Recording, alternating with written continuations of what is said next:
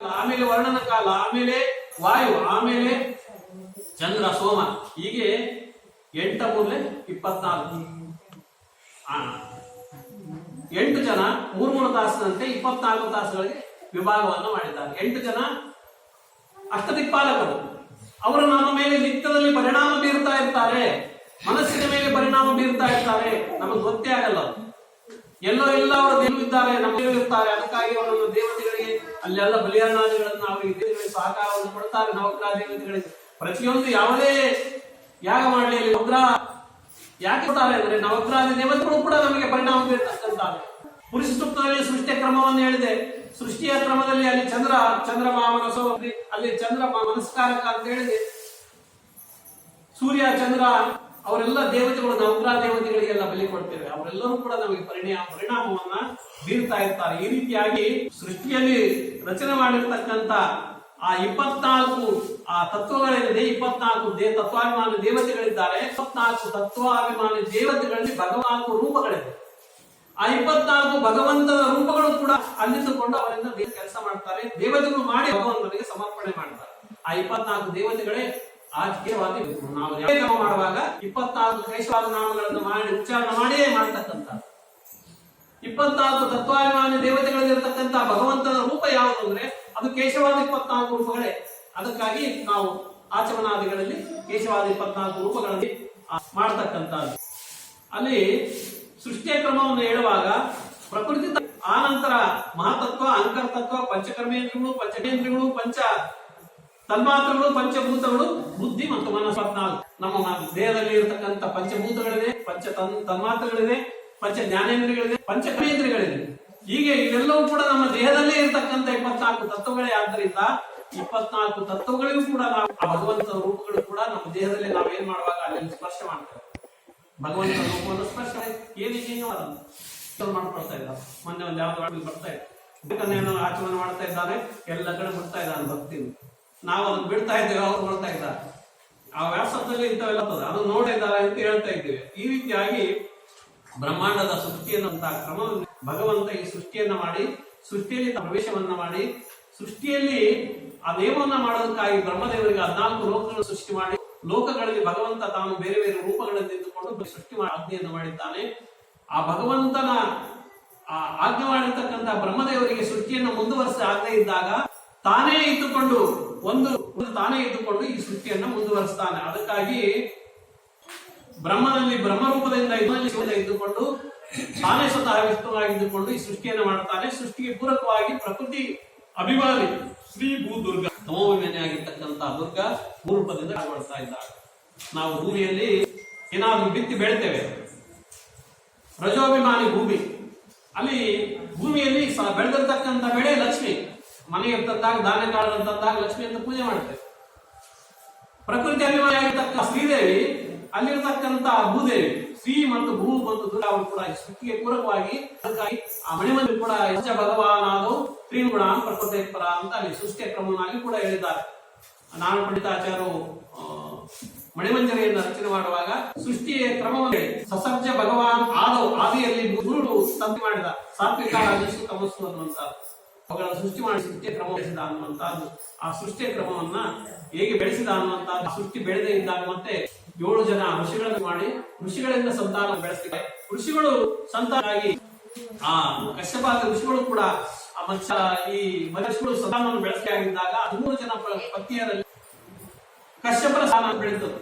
ಸಂತಾನ ಹೇಳುವಾಗ 13 ಪತ್ನಿಯರ ಹೆಸರಾಗಿ ದಾನವರು, ರಾಕ್ಷಸರು, ಅರುಣ, ಗರುಡ, ಸರ್ಪಗಳು, ನಾಯಿಗಳು, ಬೆಕ್ಕುಗಳು, ಗೋವುಗಳು, ಕತ್ತೆಗಳು, ಗಂಧಗಳು, ಜಂತುಗಳು ಮತ್ತು ಹದ್ದು ಗಿಡಗಳ ಬಿಡತೆ ಇವೆಲ್ಲ ಅಲ್ಲಿ ಸೃಷ್ಟಿಯ ಕ್ರಮವನ್ನು ಹೇಳ್ತಾರೆ. ಏನು ಮನುಷ್ಯರಲ್ಲಿ ಹದ್ದು ಹುಟ್ಟಿತು, ಗಿಡ ಹುಟ್ಟಿತು, ಮಿಡತೆ ಹುಟ್ಟಿತು, ಆ ಪಕ್ಷಿಗಳು ಹುಟ್ಟಿತು ಅಂತ ಹೇಳ ಹೇಗೆಂದ್ರೆ ಅವು ಯಾವ ಕೂಡ ಪಕ್ಷಿಗಳಿರ್ತಕ್ಕಂಥ ದೇವತೆಗಳು ರೂಪಿಸ್ತಕ್ಕಂಥ ಅವುಗಳಿಗೆ ಅಭಿಮಾನಿಯಾಗಿರ್ತಕ್ಕಂಥ ದೇವತೆ ಮೊದಲು ಉತ್ಪತ್ತಿ ಆದವು, ಆ ನಂತರ ಅವುಗಳ ಪಕ್ಷಿಗಳು ಪ್ರಾಣಿಗಳು ಉತ್ಪತ್ತಿ ಆಗಿರ್ತಕ್ಕಂಥದ್ದು. ಈ ರೀತಿಯಾಗಿ ಸೃಷ್ಟಿಯನ್ನ ಹೇಳ್ತಾ ಇದ್ದಾರೆ. ಆ ಸೃಷ್ಟಿಯ ಕ್ರಮವನ್ನು ನಡೆದ ನಂತರ ಆ ಸೃಷ್ಟಿಯಲ್ಲಿ ಬಂದಿರತಕ್ಕಂಥ ಇನ್ನೊಂದು ಪ್ರಧಾನವಾಗಿರ್ತಕ್ಕಂಥ ಸೃಷ್ಟಿಯನ್ನು ಹೇಳಿದ್ದಾರೆ. ದಶವಿಧ ಸೃಷ್ಟಿ ಅಂದ್ರೆ ಸೃಷ್ಟಿ ಬೆಳೆದಿರ್ತಕ್ಕಂಥ ಕ್ರಮ ಪ್ರಧಾನವಾಗಿ 3 ಭಾಗವನ್ನ ಮಾಡ್ತಾರೆ. ಯಾವ ಕ್ರಮದಲ್ಲಿ ಅಂದ್ರೆ 6 ಕ್ರಮದಲ್ಲಿ. ನಾವು ತೆಗೆದುಕೊಂಡಂತ ಆಹಾರ ಹೇಗೆ ಹೋಗ್ತದೆ ಅನ್ನೋದ್ರ ಮೇಲೆ. ಪ್ರಾಣಿಗಳು ಆಹಾರವನ್ನು ತಗೊಳ್ತಾರೆ, ಅಡ್ಡ ಕ್ರಮದಲ್ಲಿ ಹೋಗ್ತದೆ. ಆ ರೀತಿಯಾಗಿ ಆ ಆಹಾರ ಕ್ರಮದಲ್ಲಿ ಯಾವ್ಯಾವ ಅಡ್ಡ ಆಹಾರವನ್ನು ಸ್ವೀಕಾರ ಮಾಡ್ತದೆ ಅದೆಲ್ಲ ಒಂದು ಭಾಗವನ್ನ ಮಾಡಿದೆ. ಪ್ರಾಣಿ ಪಕ್ಷಿಗಳೆಲ್ಲೂ ಆ ಭಾಗದಲ್ಲಿ ಬರ್ತದೆ. ಆಹಾರವನ್ನು ಸ್ವೀಕಾರ ಮಾಡ್ತೇವೆ, ಭಾಗವಾಗಿ ಹೋಗ್ತಕ್ಕಂಥ ನಾವೆಲ್ಲರೂ ಕೂಡ ಅದೋ ಸೃಷ್ಟಿ ಅನ್ನುವಂತ. ಇನ್ನು ಊರ್ಧ್ವ ಅಂತ ಆಹಾರವನ್ನು ಸ್ವೀಕಾರ ಮಾಡ್ತದೆ, ಮೇಲಕ್ಕೆ ಕಳಿಸ್ತಾರೆ. ಮರಗಳು ಆಹಾರವನ್ನು ಸ್ವೀಕಾರ ಮಾಡ್ತದೆ, ಅದು ಮೇಲೆ ಕಳಿಸ್ತದೆ. ಇದು ಒಂದು ಸೃಷ್ಟಿ. ಹೀಗೆ ಅನೇಕ ಸೃಷ್ಟಿಯ ಮಜಲುಗಳು ನಡೆದಿರ್ತಕ್ಕಂಥದ್ದು. ಇವೆಲ್ಲವೂ ಸೃಷ್ಟಿಯ ಹಂತವಾಗಿ ಬೆಳೆದಿರ್ತಕ್ಕಂಥದ್ದಲ್ಲಿ ಏನು ಮಾಡಿದ್ರೆ ನಿಲ್ತಾ ಇಲ್ಲ. ಏನು ಮಾಡಬೇಕು ಅಂತ ಕೇಳಿದಾಗ ವೈಕುಂಠ ಸೃಷ್ಟಿಯನ್ನ ಪ್ರಾರಂಭ ಮಾಡ್ತಾರೆ ಋಷಿಗಳಿಂದ. ಸ್ವಯಂಭವ ಮನುವಿನಿಂದ ಆಯುಧ ಸೃಷ್ಟಿ ಸ್ವಯಂಭವನಿಂದ ಪ್ರಾರಂಭ ಆದಾಗ ಸೃಷ್ಟಿ ಇರ್ತದೆ. ಸ್ವಯಂಭವನಲ್ಲಿ 100 ಜನ ಹೆಣ್ಣು ಮಕ್ಕಳು, ಆನಂತರ ಇಬ್ಬರು ಗಂಡು, ಅಲ್ಲಿ ಸಂತತಿ ಬೆಳೆದು ಆ ಮಹಿಳೆಯರಿಂದ ಸಂತತಿ ಬೆಳೆದಕ್ಕಾಗಿ, ಅದಕ್ಕಾಗಿ ಸ್ವಯಂಭವ ಮನುವಿನಿಂದ ಬೆಳೆದಾಗಿ ಶತರೂಪಾದೇವಿಯಿಂದ ಶತರೂಪ, ಶತ ಅನ್ನುವಂತಹದ್ದು 100 ರೂಪವನ್ನು ತೆಗೆದುಕೊಂಡು ಆಕೆ ಸೃಷ್ಟಿಯನ್ನು ವಿಸ್ತಾರ ಮಾಡಿದ್ದು. ಅದಕ್ಕಾಗಿ ಇದು ಮನುವಿನಿಂದ ಬಂದಿದ್ದಕ್ಕಾಗಿ ಇದು ಮನುಷ್ಯರು ಅಂತ ಕರೆದಿದ್ದಾರೆ. ಸ್ವಯಂಭವ ಮನುವಿನಿಂದ ಈ ಸೃಷ್ಟಿ ಬೆಳೆದಿರತಕ್ಕಂಥ. ಈ ಸೃಷ್ಟಿ ಬೆಳೆದು ಬಂತು. ಅಲ್ಲಿ ಒಬ್ಬ ಆದಿ ಹಿರಣ್ಯಾಕ್ಷ ಅಂತ ಇದ್ದ, ಭೂಮಿಯನ್ನ ಅಪಹರಣ ಮಾಡಿಕೊಂಡು ಹೋಗಿ. ಭೂಮಿ ಅಪಹರಣ ಆಯಿತು ಅಂತ ಭಗವಂತ ಆ ತಕ್ಷಣದಲ್ಲಿ ಬ್ರಹ್ಮದೇವರ ಮೂಗಿನಿಂದ ಬಂದು, ವರಾಹ ರೂಪದಿಂದ ಬಂದು ಶ್ವೇತವರಾಹನಾಗಿ ಆ ಭೂಮಿಯನ್ನು ರಕ್ಷಣೆ ಮಾಡಿದ. ಆದಿ ಹಿರಣ್ಯಾಕ್ಷರನ್ನ ಸಂಹಾರ ಮಾಡಿ ಭೂಮಿಯನ್ನು ರಕ್ಷಣೆ ಮಾಡಿದ. ಅದಕ್ಕೆ ಆದಿ ಹಿರಣ್ಯಾಕ್ಷ. ಇನ್ನೊಬ್ಬ ಹಿರಣ್ಯಕಶಿಪನ ಮಗನಾಗಿ ಜಯವಿಜಯರ ಶಾಪದಿಂದಾಗಿ ಹಿರಣ್ಯಕಶಿಪನ ಹಿರಣ್ಯಾಕ್ಷ 2ನೇ ಸಲ ಭೂಮಿಯನ್ನು ಕಳಿಸಿದ. ಆಗ ಮತ್ತೊಂದು ಸಾರಿ ಭಗವಂತನ ಅವತಾರ ಆಯ್ತು ಅಂತ ಅದು ಹಿರಣ್ಯಾಕ್ಷ. ಹೀಗೆ ಸೃಷ್ಟಿ ನಾವು ದೇವತಾರ್ಚನೆ ಮಾಡುವಾಗ ನಾಮಗಳಿಂದ ಮಾಡುವ ವತ್ಸಾಯ ನಮಃ, ಕೂರ್ಮಾಯ ನಮಃ, ವರಾಯ ನಮಃ, ನರಸಿಂಹಾಯ ನಮಃ ಅಂತ ಈ ಕ್ರಮದಲ್ಲಿ ಹೇಳ್ತೇವೆ. ಅಲ್ಲಿ ನೋಡಿದ್ರೆ ಸೃಷ್ಟಿ ಕ್ರಮದಲ್ಲಿ ಮೊದಲು ಬಂದಿರತಕ್ಕಂತಹದ್ದು ವರಾರೂಪ. ಆಮೇಲೆ 8ನೇ ಸಂದದಲ್ಲಿ ಅವತಾರ ಬರ್ತದೆ. ಇದೇನು ಸೃಷ್ಟಿ ಕ್ರಮ ವ್ಯತ್ಯಾಸ ಆಯ್ತು ಅಂತ ಸಂದರ್ಭದಲ್ಲಿ ಅದನ್ನ ಹೇಗೆ ಕೂಡಿಸ್ಬೇಕು ಅನ್ನುವಂತ ಅಭಿನಯವನ್ನು ಆಚಾರ್ಯರು ಇದರಲ್ಲಿ ಕೊಡ್ತಾರೆ. ಇದು ಕೂರ್ಮ ಅವತಾರ ಹೇಗೆ 3 ಸರಿ ಆಯ್ತು ಅಂತ ನಿರ್ಣಯವನ್ನು ಕೊಡ್ತಾರೆ. ಅದು ಆಚಾರ್ಯರು ಕೊಟ್ಟಿರ್ತಕ್ಕಂಥ ನಿರ್ಣಯ ನೋಡೋದು ಸರಿ ಅನಿಸ್ತದೆ. ಇಲ್ಲೇ ಇದ್ರೆ ಬಂದಲ್ಲ, ಏನಿದು ವರಾವತಾರ 2 ಸರಿ ಆಯ್ತು. ನಾವು ನೋಡಿದ್ರೆ ಈಗ ಹೇಳ್ತೇವೆ ಮತ್ಸ್ಯಾವತಾರ ಅಂತಾನೆ ಫಸ್ಟ್ ಹೇಳ್ತೇವೆ. ರೆವಲ್ಯೂಷನ್ ಥಿಯರಿ ಅಂತ ಕರಿತೀವಲ್ಲ, ರೆವಲ್ಯೂಷನ್ ಥಿಯರಿನ ಇಲ್ಲಿ ಅಳವಡಿಸಿದ್ರೆ ಈಗ ಸರಿ ಆಗ್ತದೆ. ಭಗವಂತನ ಅವತಾರ ಕ್ರಮದಲ್ಲಿ ವಿಕಾಸವಾದವನ್ನು ಅಳವಡಿಸಿದ್ರೆ ಅದು ಸರಿಯಾಗ್ತದೆ. ಮೊದಲು ನೀರಿನಲ್ಲಿ ಜನಿಸಿರ್ತಕ್ಕಂಥ ಮತ್ಸ್ಯ, ಆಮೇಲೆ ಜಲಚರ ಉಭಯ ಪ್ರಾಣಿಯಾಗಿರ್ತಕ್ಕಂಥದ್ದು ಆಮೆ ಕೂರ್ಮಾಯನು, ಆಮೇಲೆ ಭೂಮಿಯಲ್ಲಿ ಇರತಕ್ಕಂಥದ್ದು ವರಾಹ, ಆಮೇಲೆ ಮನುಷ್ಯ ಪ್ರಾಣಿ 2ರಲ್ಲಿ ಕೂಡಿರತಕ್ಕಂಥದ್ದು ನರಸಿಂಹ, ಆಮೇಲೆ ಪರಿಪೂರ್ಣವಾಗಿರ್ತಕ್ಕಂಥ ಅವತಾರ ಕುಳ್ಳನಾಗಿ ಬಂದ ವಾಮನ, ಆಮೇಲೆ ಪರಶುರಾಮ, ಆಮೇಲೆ ರಾಮ. ಪೂರ್ಣವಾಗಿರ್ತಕ್ಕಂಥ ಪೂರ್ಣಾವತಾರ ಅಂದ್ರೆ ರಾಮ ಕೃಷ್ಣ ಅಂತ ಕರಿತೇವೆ. ಅಲ್ಲಿಗೆ ಮನುಷ್ಯ ವಿಕಾಸವಾದ ಪೂರ್ಣ ಆಯಿತು ಅಂತ. ಅದಕ್ಕೆ ವಿಕಾಸವಾದ ಅಂತ ಹೇಳ್ಬೋದು ಹೊರತಾಗಿ ಡಾರ್ವಿನ್ನನ ಥಿಯರಿ ವಿಕಾಸವಾದ ಅಲ್ಲ. ಅದನ್ನ ಸೈದ್ಧಾಂತಿಕವಾಗಿ ಯಾರು ಒಪ್ಪಲಿಕ್ಕೆ ತಯಾರಿಲ್ಲ. ಆದ್ರಿಂದ ಅದು ತಪ್ಪು ಅನ್ನುವಂತಹದ್ದು ನಮ್ಮ ಆಧುನಿಕ ಶಿಕ್ಷಣದಲ್ಲಿ ಕಲ್ತಿರ್ತಕ್ಕಂಥವರಿಗೆ ಗೊತ್ತಾಗಬೇಕಾದ್ರೆ ಶಾಸ್ತ್ರಗಳನ್ನ ಅಧ್ಯಯನ ಮಾಡಿದಾಗ ವಿಕಾಸ ಅನ್ನುವಂಥದ್ದು ಹೇಗೆ ಬೆಳೆದುವಂತ ಸೃಷ್ಟಿ ಅನ್ನುವಂತಹದ್ದನ್ನ ನಾವು ನೋಡ್ತೇವೆ. ಇನ್ನ ಬ್ರಹ್ಮಾಂಡ ಸೃಷ್ಟಿ ಆದ ಮೇಲೆ ದಶಾವತಾರಗಳು ಈ ಕ್ರಮದಲ್ಲಿ ಹೇಳಿದ್ದಾರೆ. ಇನ್ನ ರಾಮಾವತಾರ, ಇದೊಂದು ರಾಮಾವತಾರದೊಂದು ಹೇಳಿ ಮುಂದಿನ ಪೀಠಿಕೆಗೆ ಆಗ್ತದೆ. ಈ ಮತ್ಸ್ಯ, ಕೂರ್ಮ, ವರಾಹ, ನಾರಸಿಂಹ, ಆಮೇಲೆ ವಾಮನ, ಆಮೇಲೆ ಪರಶುರಾಮ, ಆಮೇಲೆ ರಾಮಾವತಾರ. ರಾಮಾವತಾರ ಆಗ್ಬೇಕಾದಾಗ ಇವು ಕೂಡ ರಾಮನ ಮೇಲೆ ಕೆಲವು ಅಪವಾದಗಳನ್ನ ಇಟ್ಟುಕೊಂಡು ಕೆಲವರೆಲ್ಲ ಗ್ರಂಥಗಳನ್ನು ರಚನೆ ಮಾಡಿ, ಉತ್ತರದಲ್ಲೆಲ್ಲ ಕೆಲವು ಗ್ರಂಥಗಳಿದೆ. ರಾಮನ ಮೇಲೆ ಅನೇಕ ರೀತಿಯ ಎಡಪಂಥೀಯರು ಅನೇಕ ಅಪವಾದಗಳನ್ನ ಮಾಡಿ ಗ್ರಂಥಗಳನ್ನು ರಚನೆ ಮಾಡಿದ್ದಾರೆ. ಅವೆಲ್ಲವೂ ರಾಮಾಯಣ ಅಂತಾನೆ ಹೆಸರಿಂದ ಪ್ರಸಿದ್ಧಿ ಆಗಿರ್ತಕ್ಕಂಥ ಗ್ರಂಥ. ಅಂತ ಸಂದರ್ಭದಲ್ಲಿ ಅಲ್ಲೆಲ್ಲವೂ ಕನ್ಫ್ಯೂಸ್ ಆಗಿರ್ತಕ್ಕಂಥದ್ದು. ಆದ್ರೆ ಆಯಾ ಸಂದರ್ಭದಲ್ಲಿ ಆ ಕಾಲಕ್ಕೆ ತಕ್ಕಂತೆ ಅಲ್ಲಿ ಆ ಧರ್ಮವನ್ನು ಉಳಿಸೋದಕ್ಕಾಗಿ ಕೆಲವರು ಬರೆದಿದ್ದಾರೆ. ಉದಾಹರಣೆಗಾಗಿ ತುಳಸಿ ರಾಮಾಯಣ ಇದೆ. ತುಳಸಿ ರಾಮಾಯಣ ಮೊಘಲರು ಈ ದೇಶದ ಮೇಲೆ ಆಕ್ರಮಣ ಮಾಡಿ ಈ ಸಂಸ್ಕೃತಿಯನ್ನು ನಾಶ ಮಾಡಬೇಕು ಅನ್ನುವಂತ ಸಂದರ್ಭದಲ್ಲಿ ತುಳಸಿ ರಾಮಾಯಣವನ್ನು ರಚನೆ ಮಾಡಿ ರಾಮನ ಆ ರಾಮಾಯಣದ ಮುಖಾಂತರ ಜನಜಾಗೃತಿಯನ್ನು ಮಾಡಿ ಸಮಾಜವನ್ನು ಸಂಘಟನೆ ಮಾಡಿ ವೈದಿಕ ಸಂಸ್ಕೃತಿಯನ್ನ ಉಳಿಸಲಿಕ್ಕೆ ಪ್ರಯತ್ನವನ್ನ ಮಾಡಿದ ತುಳಸಿ ರಾಮಾಯಣ ಅನ್ನುವಂತಹದ್ದು. ಆ ಗ್ರಂಥದಿಂದಾಗಿ ಅವತ್ತಿನ ಕಾಲದಲ್ಲಿ ಎಲ್ಲರೂ ಹಿಂದೂಗಳಾಗಿ ವೈದಿಕ ಸಂಸ್ಕೃತಿಯಲ್ಲಿ ಉಳಿದ್ರು. ಇಲ್ಲ, ಆ ಗ್ರಂಥ ಇಲ್ಲದೇ ಇದ್ರೆ ಉಳಿತಿರ್ಲಿಲ್ಲ. ಅಷ್ಟು ಪ್ರಭಾವಕಾರಿಯಾಗಿರ್ತಕ್ಕಂಥ ಗ್ರಂಥ ಅದು ತುಳಸಿ ರಾಮಾಯಣ ಅನ್ನುವಂಥದ್ದು.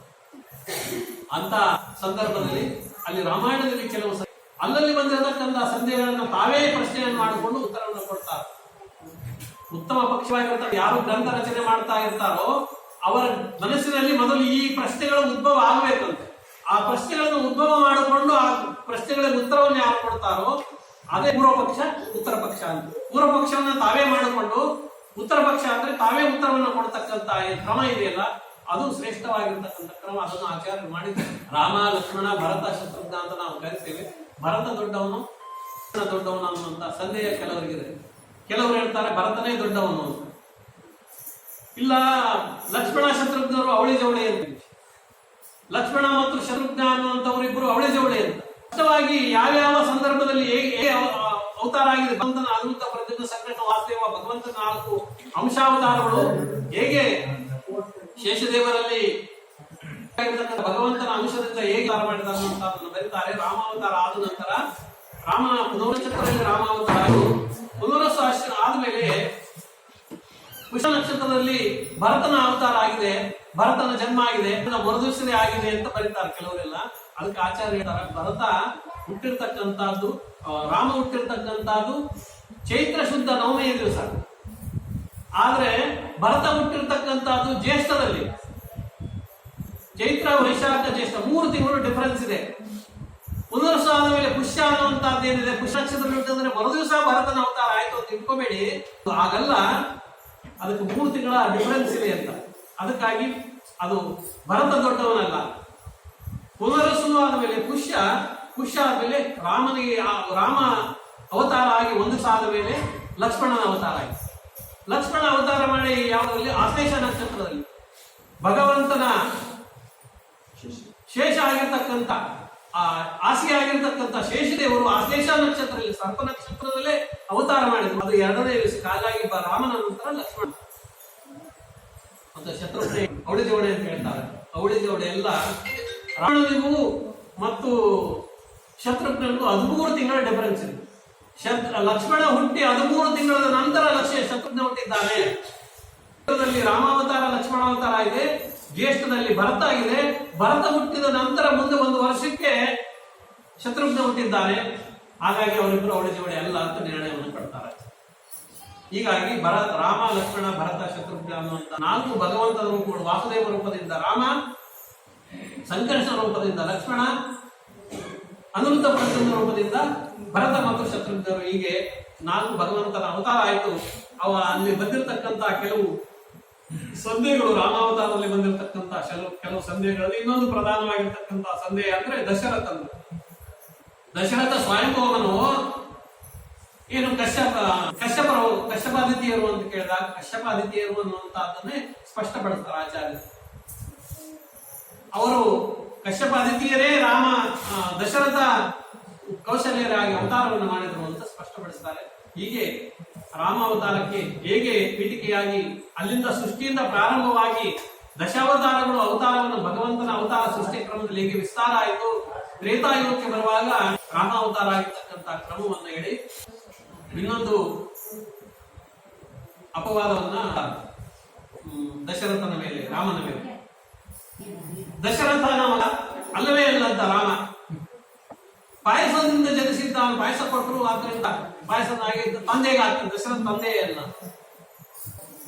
ಸೃಷ್ಟಿಯ ಕ್ರಮವನ್ನು ನಮ್ಮ ನೆಲೆಗಟ್ಟಿನ ಮೇಲೆ ನಾವು ಇಟ್ಟುಕೊಂಡಾಗ, ಮೈಥುನ ಸೃಷ್ಟಿ ಅನ್ನುವಂತಹದ್ದು ಒಂದೇ ಕಲ್ಪನೆಯನ್ನು ನಾವು ಇಟ್ಟುಕೊಂಡಾಗ ಅದು ನಮಗೆ ಅಭಾಸವಾಗಿ ಕಾಣಿಸ್ತದೆ. ಅಲ್ಲಿಯ ಸಂದರ್ಭಕ್ಕನುಗುಣವಾಗಿ ಹೇಗೆ ವಿಚಾರ ಮಾಡಬೇಕು ಅಂತ ಅದಕ್ಕೆ ನಿರ್ಣಯವನ್ನು ಕೊಡ್ತಾರೆ ಆಚಾರ್ಯರು. ಆ ನಿರ್ಣಯದ ಪ್ರಕಾರ ಆ ಪಾಯಸ ಕೊಡುವಂತಹ ಕ್ರಮದಲ್ಲಿ ರಾಮ ಲಕ್ಷ್ಮಣ ಭರತನು ಜನಿಸಿದ್ರು ಅನ್ನುವಂತಹದ್ದು ಅಲ್ಲಿ ಸಂದೇಹ ಹೇಗಿತ್ತು, ದಶರಥನಿಗೆ ಯಾವ ಗೊಂದಲ ಇತ್ತು, ಅದಕ್ಕಾಗಿ ಹೇಗೆ ಅವಳೇ ಈ ಭರತ ಲಕ್ಷ್ಮಣ ಶತ್ರುಘ್ನರು ಹುಟ್ಟಿದ್ರು ಅನ್ನುವಂತಹದ್ದು ನಿರ್ಣಯಗಳನ್ನು ಕೊಡ್ತಾರೆ. ಹೀಗೆ ನಮಗೆ ರಾಮಾಯಣ ಮತ್ತು ಮಹಾಭಾರತಗಳಲ್ಲಿ ಎಲ್ಲೆಲ್ಲಿ ಸಂದೇಹಗಳು ಬರ್ತೋ ಆ ಸಂದೇಹಗಳಿಗೆ ನಿರ್ಣಯವನ್ನು ಕೊಡ್ತಕ್ಕಂತಹ ಗ್ರಂಥ ಮಹಾಭಾರತ ಅನ್ನುವಂತಹದ್ದು. ನಿರ್ಣಯ ತಾತ್ಪರ್ಯ ಸರ್ವಶಾಸ್ತ್ರ ಸಂಗ್ರಹ ಅನ್ನುವಂತಹದ್ದು. ಇಂತಹ ಗ್ರಂಥಕ್ಕೆ ರಾಘವೇಂದ್ರ ತೀರ್ಥ ಶ್ರೀಪಾದಂಗಳು ಅಂದ್ರೆ ರಾಘವೇಂದ್ರ ಸ್ವಾಮಿಗಳು 32 ಗ್ರಂಥಗಳಿಗೆ 32 ಶ್ಲೋಕಗಳನ್ನು ರಚನೆ ಮಾಡಿದ್ದಾರೆ. ಒಂದೊಂದು ಅಧ್ಯಾಯಕ್ಕೆ ಒಂದೊಂದು ಶ್ಲೋಕವನ್ನ ಮಾಡಿದ್ದಾರೆ. ಇಡೀ ಒಂದು ಅಧ್ಯಾಯದ ಸಾರವನ್ನು ಒಂದೇ ಶ್ಲೋಕದಲ್ಲಿ ಇಟ್ಟುಕೊಟ್ಟಿದ್ದಾರೆ. ಅದಕ್ಕೆ ಭಾವ ಸಂಗ್ರಹ ಅಂತ ಇತ್ತು. ಆ ಮಹಾಭಾರತ ತಾತ್ಪರ್ಯ ನಿರ್ಣಯ ಭಾವ ಸಂಗ್ರಹ ಅನ್ನುವಂತ ಗ್ರಂಥವನ್ನು ಮಾಡಿದ್ದಾರೆ. ಜಯತೀರ್ಥಾದಿ ಅನೇಕ ಮಹಾಜ್ಞಾನಿಗಳು 28 ಜನ ಇದಕ್ಕೆ ವ್ಯಾಖ್ಯಾನವನ್ನು ಮಾಡಿದ್ದಾರೆ. ಮಹಾಭಾರತ ನಿರ್ಣಯಕ್ಕೆ ಇದುವರೆಗೆ ಬಂದಿರತಕ್ಕಂತ ವ್ಯಾಖ್ಯಾನಗಳು 28. ಅದು ಮಧ್ವಾಚಾರ್ಯ ಪರಂಪರೆಯಲ್ಲಿ ಬಂದಿರತಕ್ಕಂತ ಅನೇಕ ಜ್ಞಾನಿಗಳು 28 ಜನ ವ್ಯಾಖ್ಯಾನಗಳನ್ನು ಬರೆದಿದ್ದಾರೆ. ಗೈಡ್ ಅಂತಾರೆ. ಅಂದ್ರೆ ಅವುಗಳನ್ನು ಹೇಗೆ ಅರ್ಥೈಸಬೇಕು, ಅವು ಈ ಆಚಾರ್ಯ ಬರೆದಂತಹ ಗ್ರಂಥವು ನಮಗೆ ಅರ್ಥ ಆಗದೇ ಇದ್ದಾಗ ಅವುಗಳನ್ನು ಇನ್ನೂ ವಿಸ್ತಾರ ಮಾಡಿ ಅವುಗಳಿಗೆ ಅನೇಕ ಆಧಾರಗಳನ್ನು ಪ್ರಮಾಣ ಕೊಟ್ಟು ಮತ್ತೆ ನಮಗೆ ಸರಳೀಕರಣವನ್ನು ಮಾಡಿಕೊಟ್ಟಿದ್ದಾರೆ. ಆ 28 ಗ್ರಂಥಗಳು ಕೂಡ ನಮಗೆ ಉಪಲಬ್ಧ ಇದ್ದಿರತಕ್ಕಂಥದ್ದು. ಇನ್ನೂ 2 ಗ್ರಂಥಗಳು ಉಪಲಬ್ಧ ಇಲ್ಲ ಅಂತ ಹೇಳ್ತಾರೆ. ಒಟ್ಟು 30 ಗ್ರಂಥಗಳು ಮಹಾಭಾರತದ ತಾತ್ಪರ್ಯ ನಿರ್ಣಯದ ಮೇಲೆ ವ್ಯಾಖ್ಯಾನಗಳು ಬಂದಿದೆ. ಅದರಲ್ಲಿ 28 ಗ್ರಂಥಗಳು ಉಪಲಬ್ಧ ಇದೆ.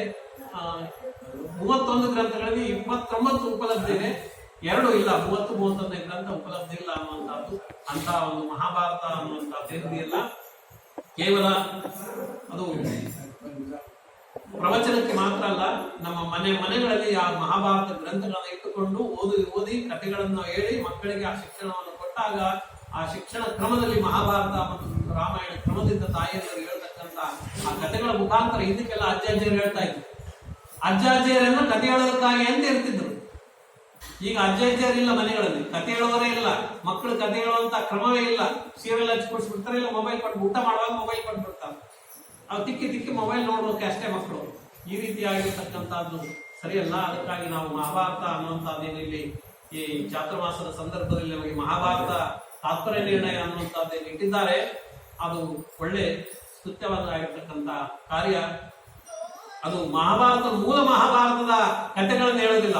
ಮೂಲ ಮಹಾಭಾರತ ರಾಮಾಯಣಗಳಲ್ಲಿ ಎಲ್ಲೆಲ್ಲೂ ಸಂದೇಹಗಳಿದೆ, ಆ ಸಂದೇಹಗಳಿಗೆ ಮಾತ್ರ ಉತ್ತರವನ್ನು ಕೊಡ್ತಾ ಇದ್ದಾರೆ. ಆದ್ದರಿಂದ ಇದನ್ನ ತಿಳಿದ ಮೇಲೆ ಮೂಲ ಮಹಾಭಾರತವನ್ನು ನಾವು ಓದಬೇಕು ಅನ್ನುವಂತ ಅಗರಿಸಿಬಿಟ್ಟಿದ್ರೆ ಈ ಚಾತುರ್ಮಾಸದಲ್ಲಿ ಮಹಾಭಾರತವನ್ನು ಪ್ರವಚನವನ್ನು ಕೇಳಿರ್ತಕ್ಕಂಥವ್ರಿಗೆಲ್ಲರೂ ಕೂಡ ಅದು ಸಾರ್ಥಕವಾಗುತ್ತೆ. ಅಂತ ಮೂಲ ಮಹಾಭಾರತವನ್ನ ಇತ್ತೀಚೆಗೆ ಪಲಿಮಾರು ಮಠದಲ್ಲಿ ಮೂಲ ಮಹಾಭಾರತವನ್ನ ಪ್ರಿಂಟ್ ಮಾಡಿದ್ದಾರೆ. ಅದನ್ನ ಓದ್ಬೋದು. ಮೂಲ ಮಹಾಭಾರತವನ್ನ 14 ಸಂಪುಟಗಳಲ್ಲಿ ಬೇರೆ ಬೇರೆ ಸಂಪುಟಗಳಲ್ಲಿ ಮೂಲ ಮಹಾಭಾರತವನ್ನ ಪ್ರಿಂಟ್ ಮಾಡಿದ್ದಾರೆ. ಅನೇಕ ಪ್ರಕಾಶನವರು ಪ್ರಿಂಟ್ ಮಾಡಿದ್ದಾರೆ. ಆದ್ರೆ ಇಂಥ ಸಂದೇಹಗಳು ಎಲ್ಲೆಲ್ಲೂ ಬಂದಿದೆ. ಅದೇ ಗ್ರಂಥದಲ್ಲಿ ಮಹಾಭಾರತ ತಾತ್ಪರ್ಯ ನಿರ್ಣಯಗಳನ್ನ ಕೋಟ್ ಮಾಡಿ ಅದೇ ಮೂಲ ಮಹಾಭಾರತದಲ್ಲಿಯೇ ಆ ಸಂದೇಹ ಬಂದಿರತಕ್ಕಂಥ ಸಂದರ್ಭ ಬೇರೆ ಭಾಗದಲ್ಲಿ ಕೆಳಭಾಗದಲ್ಲಿ ನಿರ್ಣಯಗಳನ್ನು ಕೊಟ್ಟು ಅವರು ಉತ್ತರವನ್ನು ಕೊಟ್ಟಿದ್ದಾರೆ. ಅಂತ ಮಹಾಭಾರತವನ್ನ ನಾವು ಮನೆಯಲ್ಲಿ ಇಟ್ಟುಕೊಂಡ್ರೆ ಸಾಕು, ನಮಗೆ ಜಯವನ್ನು ಕೊಡ್ತದೆ. ಅದಕ್ಕೆ ಜಯ ಅನ್ನುವಂತ ಹೆಸರು. ಮಹಾಭಾರತಕ್ಕೆ ಇನ್ನೊಂದು ಹೆಸರು ಏನಂದ್ರೆ ಜಯ ಅಂತ. ಅಂತ ಮಹಾಭಾರತವನ್ನು ಯಾರು ಓದ್ತಾರೋ, ಯಾರು ಶ್ರವಣ ಮಾಡ್ತಾರೋ ಅವರಿಗೆ ಜಯ ಅಂತ ಹೇಳ್ತಾ ಇದ್ದಾರೆ. ಅಂತ ಮಹಾಭಾರತ ಗ್ರಂಥವನ್ನು ನಮಗೆ, ನಮ್ಮ ಮಕ್ಕಳಿಗೆ ಎಲ್ಲರೂ ಓದಿಸೋಣ ಅಂತ ಹೇಳ್ತಾ, ಗುರುಗಳ ಅಂತರ್ಯಾಮಿಯಾಗಿರ್ತಕ್ಕಂಥ ಭಗವಂತನಲ್ಲಿ ನಮ್ಮ ಗುರುಗಳು ಏನನ್ನ ನಮಗೆ ಜ್ಞಾನವನ್ನು ಕೊಟ್ಟಿದ್ದಾರೋ, ವಿದ್ಯಾಭೂಷಣ ತೀರ್ಥರು ಅವರ ಸೇವೆಯನ್ನು ಮಾಡಿ, ಕೇವಲ ನಾವು ಗುರುಗಳ ಸೇವೆಯನ್ನು ಮಾಡಿ ಅವರ ಅನುಗ್ರಹ ಬಲದಿಂದ ನಾವು ಜ್ಞಾನವನ್ನು ಪಡಿಬಹುದು ಅಂತಾಗಿದ್ರೆ ನಾನು ಉದಾಹರಣೆ ಅಂದ್ರೆ ನಾನು ಏನು ಮಾಡ್ತಾ ಇದ್ದೆ, ಶಾಟಿ ಹಿಡಿತಾ ಇದ್ದೆ, ಉಪಕರಣೆ ತೊಳಿತಾ ಇದ್ದೆ, ಗುರುಗಳ ಸೇವೆಯನ್ನು ಮಾಡ್ತಾ ಇದ್ದೆ. ಗುರುಗಳ ಸೇವೆಯನ್ನು ಮಾಡದೆ ಗುರುಗಳು ಕೊನೆಯ ಕಾಲದಲ್ಲಿ ಆಶೀರ್ವಾದ ಮಾಡಿದರು. ಆಶೀರ್ವಾದದ ಬಲ ಸಾಕು. ಅಧ್ಯಯನ ಅದೆಲ್ಲವೂ ಗುರುಗಳ ಅನುಗ್ರಹ ಬಲದಿಂದಲೇ ಅದು ಬಂತು ಅಂತ ನನಗೆ ಅನಿಸ್ತಾ ಇದೆ. ಅಂತ ನಮ್ಮ ಗುರುಗಳಾಗಿರ್ತಕ್ಕಂಥ ವಿದ್ಯಾಭೂಷಣ ಇದೇ ಪೀಠದ ಪರಂಪರೆಯಲ್ಲಿ ಬಂದಿರತಕ್ಕಂಥ ಮಹಾಜ್ಞಾನಿಗಳು. ಅಂತ ಪೀಠದಲ್ಲಿ ಬಂದಿರತಕ್ಕಂಥ ವಿದ್ಯಾ ಕಣ್ಣು ವಿರಾಜಿತ ಅಂತರ್ಯಾಮಿಯಾಗಿರ್ತಕ್ಕಂಥ ಭಗವಂತ ಶ್ರೀಕೃಷ್ಣನ ಪದಾರವಿಂದಗಳಿಗೆ 2 ಮಾತುಗಳನ್ನು ಸಮರ್ಪಣೆ ಮಾಡ್ತಾ ಇದ್ದೇವೆ. ಶ್ರೀಕೃಷ್ಣ